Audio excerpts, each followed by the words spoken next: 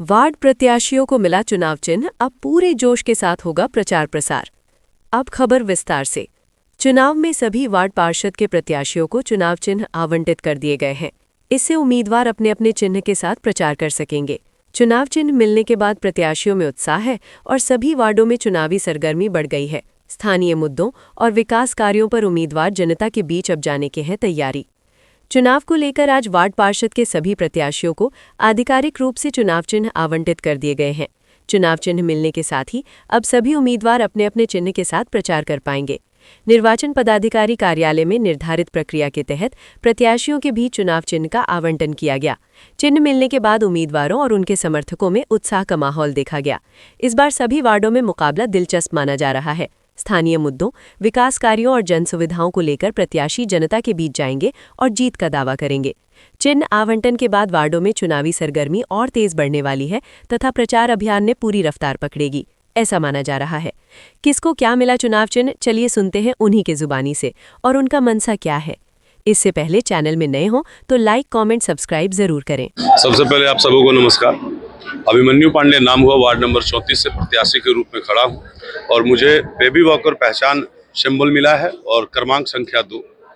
किस तरह अपने वार्ड में आप चुनाव में, चूंकि आपके 24 गो प्रत्याशी हैं, कैसी फाइट करिएगा? देखिए, प्रत्याशी 50 हो जाए 60 हो जाए उससे विषय का मतलब लेना देना नहीं होता। आम जनता ये चीज को पहले देखती है कि कौन मेरे दुख सुख में खड़ा रहा है, कौन मेरे परिस्थितियों में खड़ा रहा है, कौन व्यक्ति मेरे लिए संवेदनशील है। दूसरा, आप ये कह रहे हैं कि सबसे ज्यादा जो प्रत्याशी आप ही के वार्ड से, तो बहुत सारे प्रत्याशी इसको पर्व की तरह मना भी रहे हैं। मनाना भी चाहिए, चूंकि बहुत सारे प्रत्याशी यहाँ रहते भी नहीं, फिर भी वो चुनाव लड़ रहे हैं। तो जाहिर सी बात है कि भाई आप पर्व मना रहे हैं। बहुत लोग जो है सामाजिक कार्यों से जुड़े हुए नहीं है, फिर भी वो चुनाव लड़ रहे हैं, तो जाहिर सी बात है पर्व मनाया जा रहा है।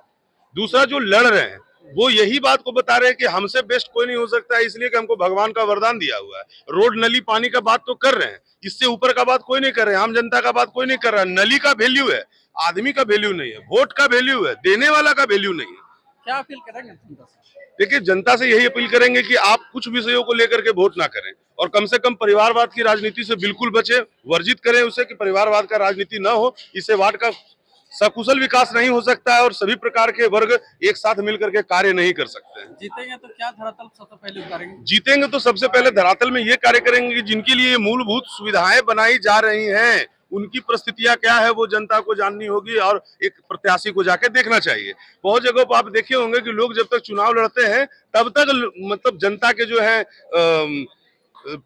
सेवक बन के रहते हैं। जैसे चुनाव जीत गए उसके बाद वो राजशाही हो जाते हैं, राजा बन जाते हैं। उसके बाद उनके ऑफिस में तांता लगता है लोगों का कि सर मेरा ये काम नहीं हुआ, सर मेरा ये काम नहीं हुआ। पहले ही व्यवस्था को खत्म करेंगे। मेरा कोई ऑफिस नहीं होगा, जहां जनता को मेरी जरूरत है मैं वहां खुद खड़ा रहूंगा और आपके कार्यों को खुद देखूंगा और खुद करवाऊंगा।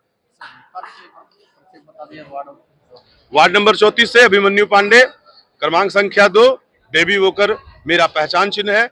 भारी से भारी मत दे करके अपने भाई को विजय बनाएं। आने वाले समय में आप लोगों के लिए सकुशल, सुरक्षित समाज और नशा मुक्त समाज का स्थापना करना हम लोगों का कार्य रहेगा।